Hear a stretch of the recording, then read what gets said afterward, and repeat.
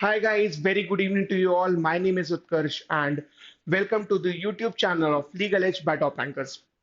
अब क्योंकि क्लैट की एग्जाम की डेट आ गई है and that is 1 December 2024, right? And यहाँ से वी हैव रफली अराउंड 7 months, राइट? अगर उसमें भी आप काउंट करोगे थोड़ा तो 10-15 दिन वैसे ही हटा देना, बिकॉज कुछ ना कुछ किसी का बर्थडे होगा, तुम्हारा होगा, कभी दोस्त का होगा, बहुत सारे फेस्टिवल्स आएंगे, राइट? दिवाली आने वाली है, राइट? जिसमें 2-3 दिन तो तुम्हारे वैसे भी वेस्ट जाएंगे। तो वी हैव रफली अराउंड 200 डेज या 190 डेज, जैसा भी जितना प्रिसाइज जाना है, राइट? एंड उतने टाइम में हम कैसे क्रैक करें क्लैट और क्या क्या चीजें करना चाहिए, क्या प्लान होना चाहिए, उन सारी चीजों पे डिस्कशन करने वाले हैं आज अपन, ठीक है?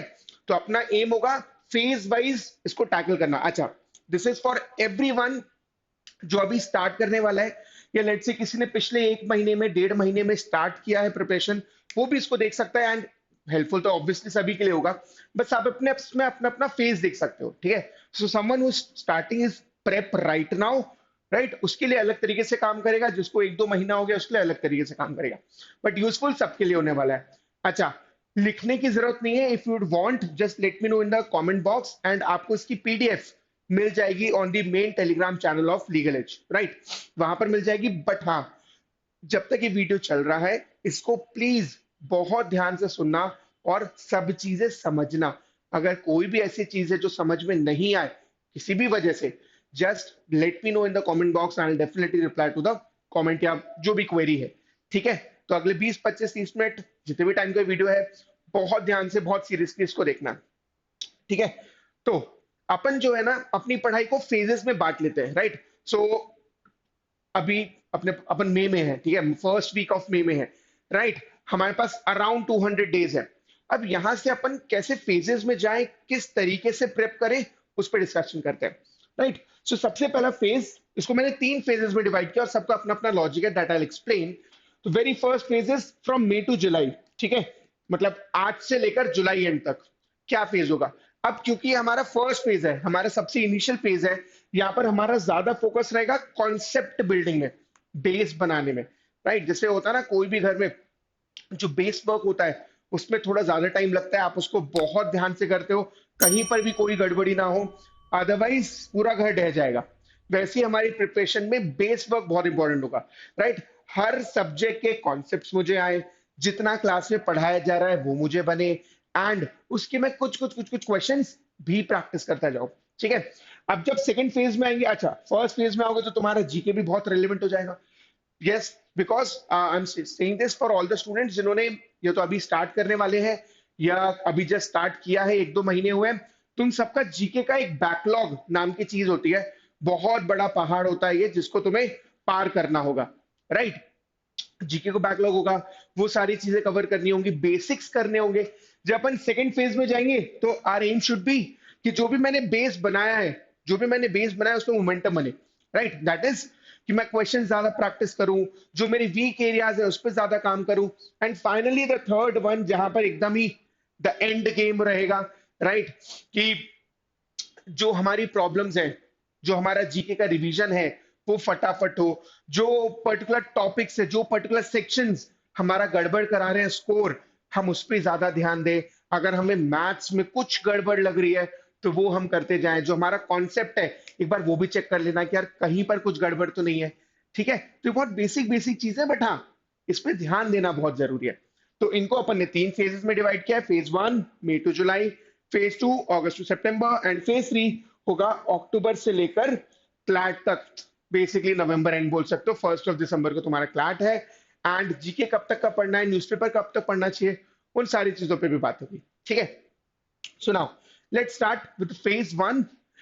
अब फेज 1 का आप देखोगे ड्यूरेशन बाकी सबसे ज्यादा है। क्यों? क्योंकि अगेन ये बेस बिल्डिंग काम है, कॉन्सेप्ट यहाँ पे समझना होगा, लीगल रीजनिंग की थ्योरी यहाँ पर होगी, critical reasoning, English language, maths या क्वांटिटेटिव टेक्निक्स बोल लो, उन सब का जो बेस वर्क होगा वो यहाँ पर ही होने वाला है।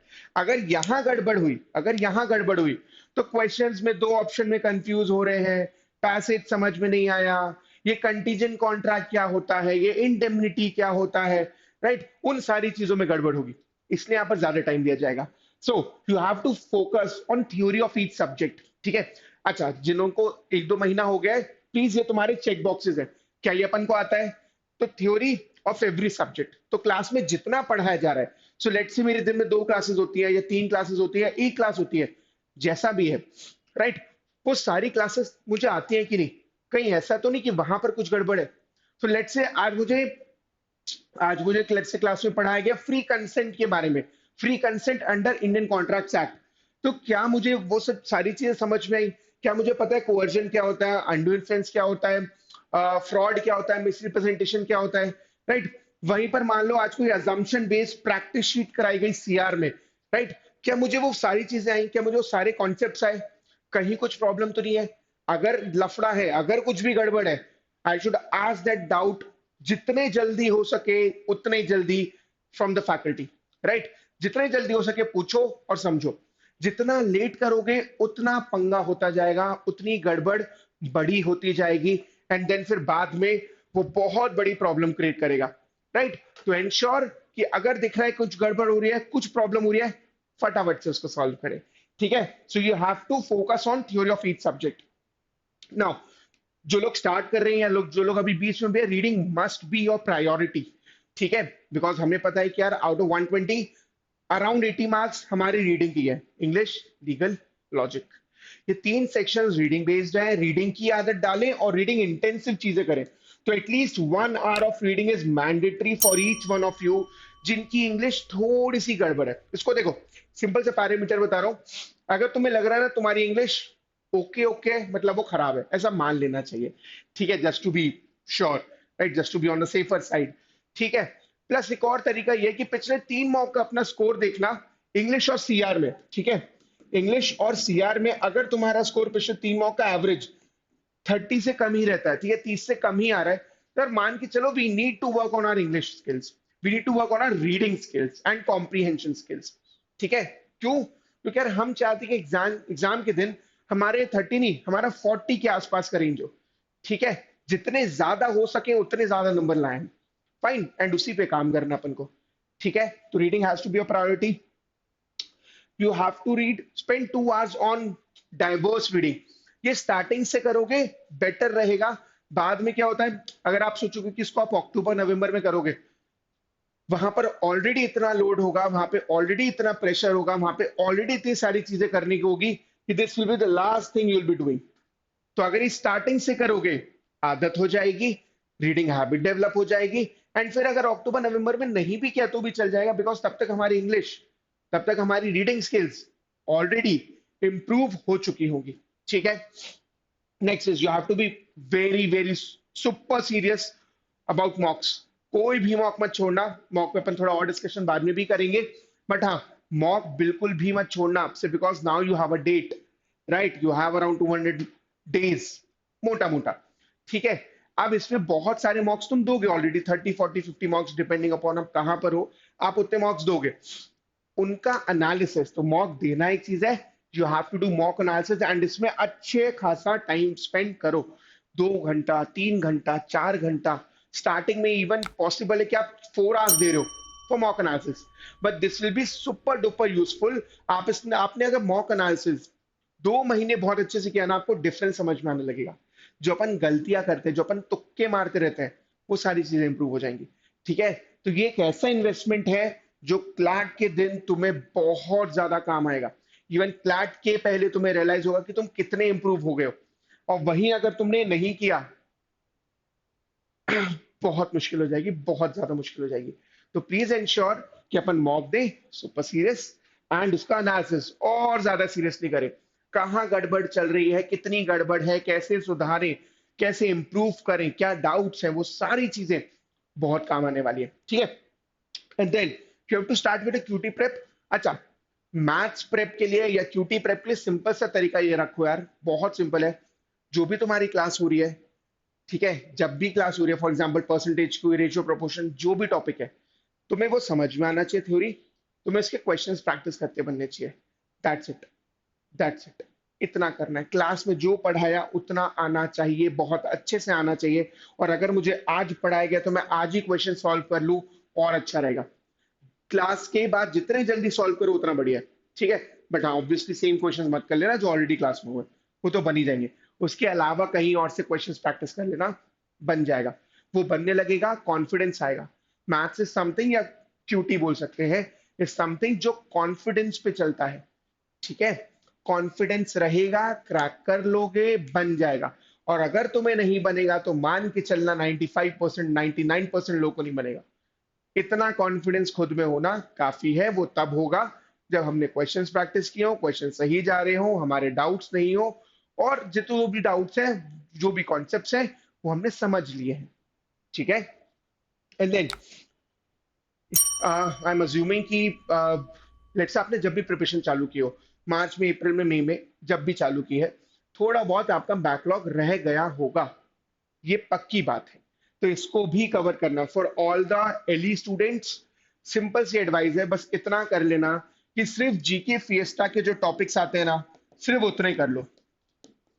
ठीक है, सब कुछ कवर करने में मत जाओ, सिर्फ जीके फिएस्टा के टॉपिक्स कर लो। अच्छा, अब इस पे बहुत सारे क्वेश्चंस आए ऑफलाइन में भी, ऑनलाइन स्टूडेंट्स ने भी वो पूछे कि सर क्या सिर्फ जीके फिएस्टा के टॉपिक्स, या क्या कुछ लिमिटेड टॉपिक्स करने से मेरा पूरा हो जाएगा क्या?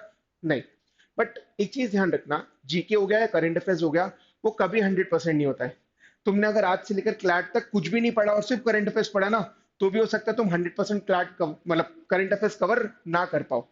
ठीक है, बट हाँ अगर हमें कुछ छोड़ना है, तो वो पता होना चाहिए कि यार क्या छोड़ने से सबसे कम डैमेज हो सकता है।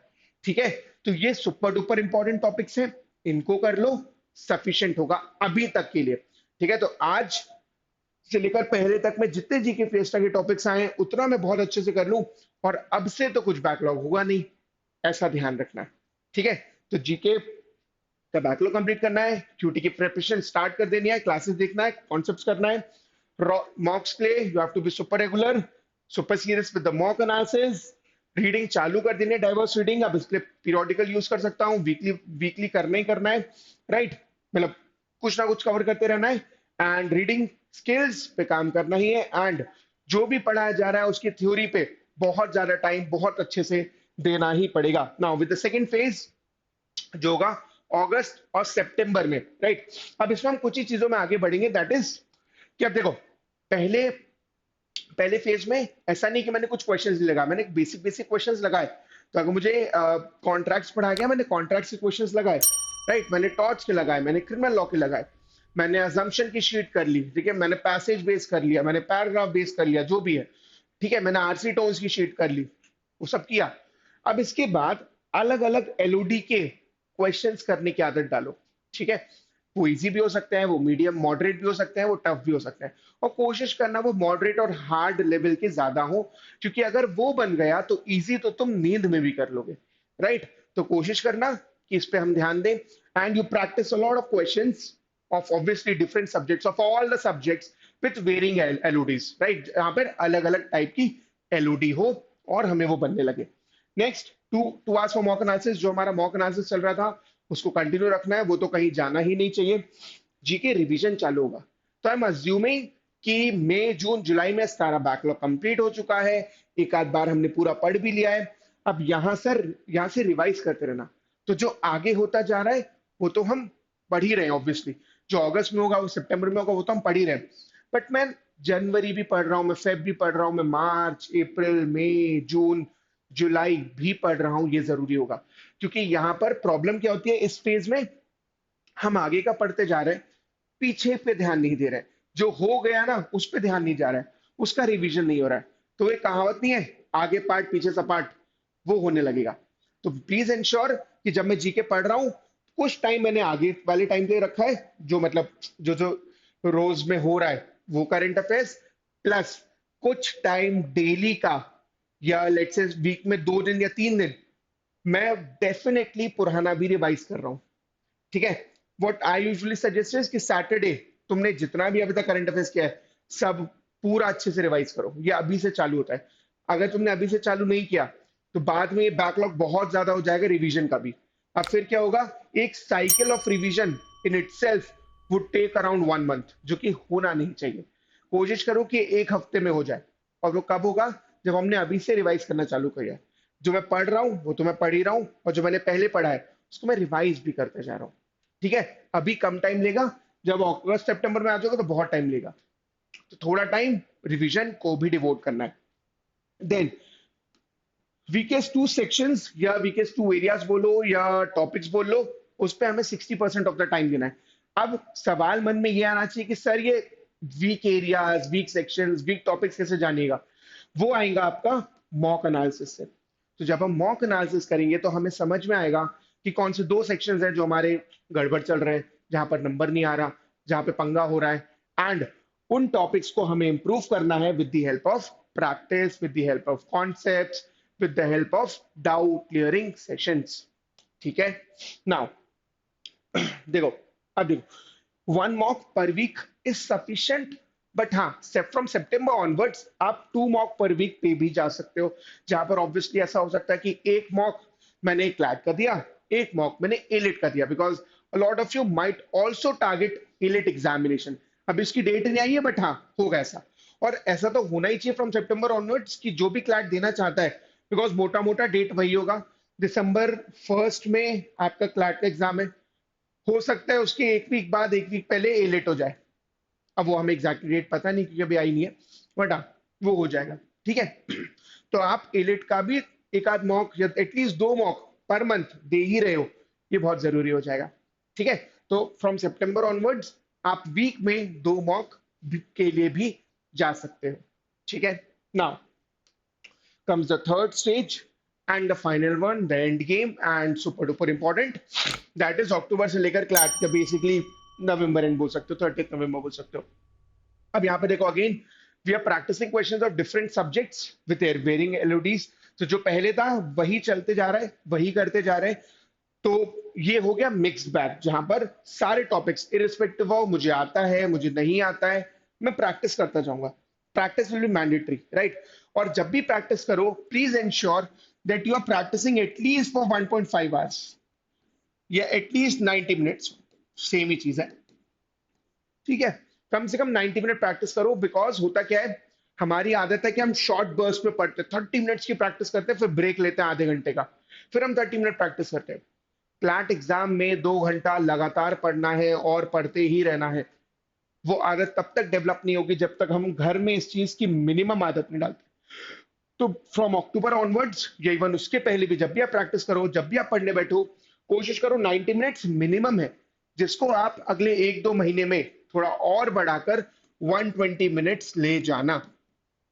कोशिश करना कि अगर हमारा क्लैट 2 घंटे का होता है तो हमें एटलीस्ट 2 आवर्स ऑफ सिटिंग की आदत बहुत कंफर्टेबली हो, जहां पर हम बिल्कुल पैनिक नहीं करते, बिल्कुल परेशान नहीं होते, बिल्कुल नहीं थकते, और हम बहुत अच्छे से पढ़ पाते हैं। इसकी आदत होनी चाहिए। ठीक है बात ना?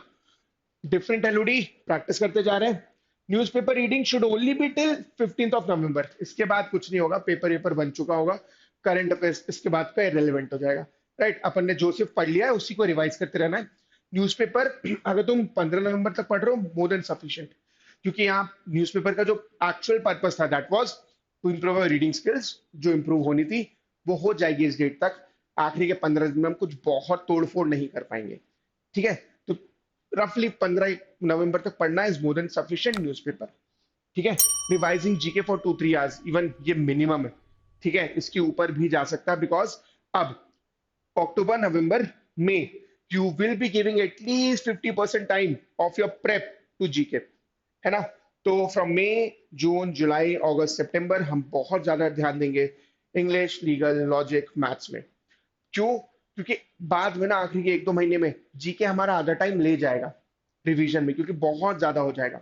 बाकी टाइम में हम प्रैक्टिस कर रहे होंगे, हम ये चीजें प्रैक्टिस कर रहे होंगे, राइट? हम यहाँ पर प्रैक्टिस कर रहे होंगे इंग्लिश, लीगल, लॉजिक और मैथ्स। ठीक है, समझ में आया? तो जीके को टाइम देना ही पड़ेगा, रिवीजन होगा ही होगा। कम से कम 4 से 5 साइकिल मिनिमम होनी चाहिए जो हमने जीके की दी हो, इवन उससे ज्यादा होगा तो बेटर होगा। ठीक है, जीके स्टार्टिंग में जब शुरू के 1 बार पढ़ोगे, 2 बार पढ़ोगे, टाइम लेगा, बट उसके बाद धीरे धीरे टाइम कम होता जाएगा, रिवीजन में बहुत जल्दी होने लगेगा। बट हाँ, वो डिपेंड करेगा कि आपने तब तक कितनी बार पढ़ लिया है। ठीक है, now 2 mocks per week will be again sufficient as such. कुछ इससे कोई फर्क नहीं पड़ता है कि सर आखिरी के 1 महीने में तो मैं दिन के 2 मॉक दूंगा, कोई फर्क नहीं पड़ता है। बट ये चीज ध्यान रखना कि जब भी मॉक दो, even till your last mock, उसका एनालिसिस जरूर करना है। ठीक है, कहाँ गड़बड़ गई, किस टाइप की गलतियां हो रही हैं, ये आखिरी मॉक तक जानना है। ठीक है, इससे कोई फर्क नहीं पड़ता कि 2 दिन बाद मेरा क्लैट का एग्जाम है या इलिट का एग्जामिनेशन है। क्या गलती आज की है, आज के टेस्ट में, आज के मॉक में, वो बहुत इंपॉर्टेंट है। फाइन, वहीं से हमें समझ में आएगा कि हम क्या गलतियां नहीं करना है। तो आखिरी दिन तक होगा कि हम कुछ ना कुछ नई गलतियां कर रहे होंगे, कुछ ना कुछ गलत जा रहा होगा, उससे हमें सीखना ही है आखिरी दिन तक। ठीक है, तो इसका ध्यान रहे। And revising GK, this will take a lot of time. तो प्लीज इंश्योर कि अभी से अपन पढ़ना चालू करते जाएं। और जिनका हो गया पहले का, जिनने पहले में नोट्स बनाए हैं, बैकलॉग कम है या नहीं है, प्लीज रिवीजन चालू कर दो।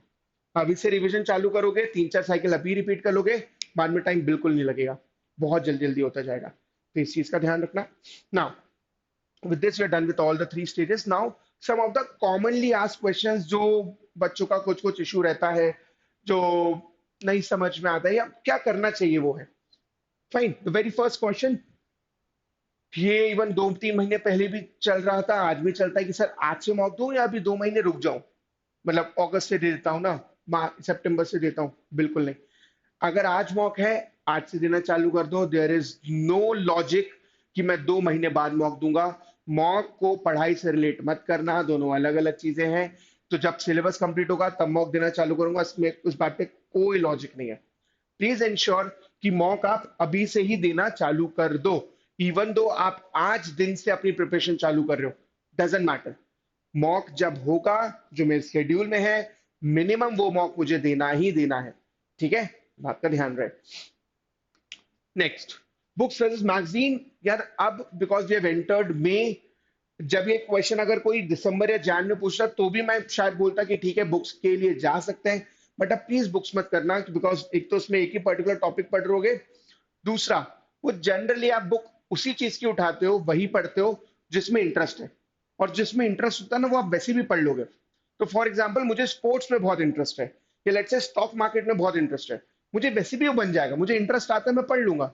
बट वहीं जब कोई साइंस एंड टेक पे देगा, या मेरे केस में कोई लिटरेचर पे देगा, वहां बिल्कुल मन नहीं करेगा, मैं उसकी बुक उठाऊंगा ही नहीं। तो उससे बेटर होगा, और एग्जाम में भी कोई बुक जितना लेंथी कुछ नहीं आना है।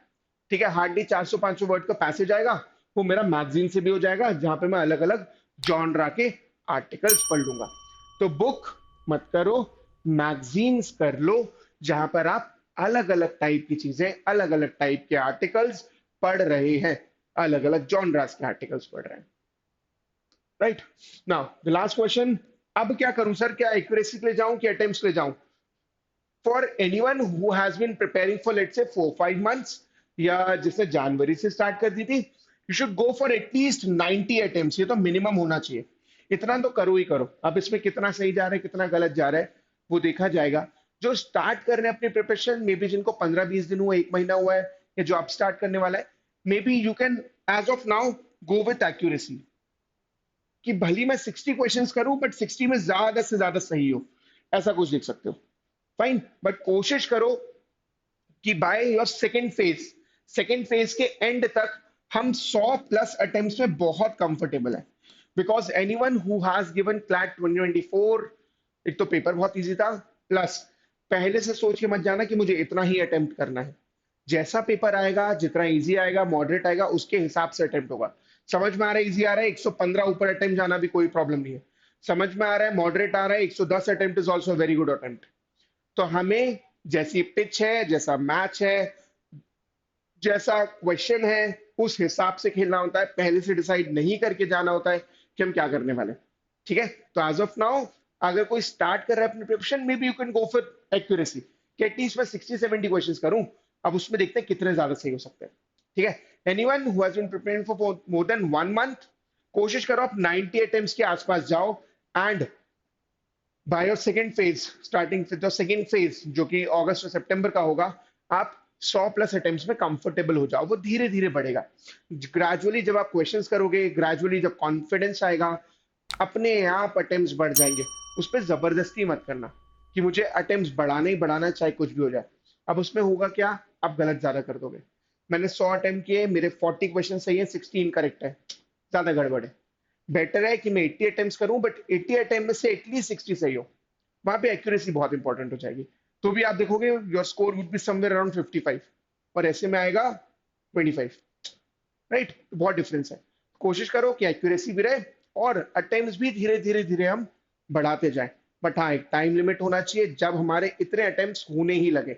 ऐसा नहीं हो सकता कि मैं क्लैट के दिन ये सोच के जाऊं कि मैं 90 अटेम्प्ट करूंगा और उसमें बहुत अच्छी एक्यूरेसी लाऊंगा। जितनी भी अच्छी ले आओगे तुम्हारा स्कोर कभी भी 80 के ऊपर नहीं जाएगा, बहुत रेयर होगा वो। राइट, और 80 में तो इस बार कुछ मिला भी नहीं है। तो आर स्कोर शुड एटलीस्ट भी 90 प्लस, लास्ट ईयर के हिसाब से देखा जाए तो। ठीक है, अगेन अब इस साल का पेपर कैसा आएगा ये पता नहीं है, बट हाँ, हमें जितना ज्यादा अटेम्प्ट कर सके उतना बेटर होगा। एंड सब कुछ क्वेश्चंस पे, सब कुछ डिफिकल्टी लेवल पे डिपेंड करेगा। ठीक है, so that will be it from my side. I hope ये यूजफुल लगा होगा।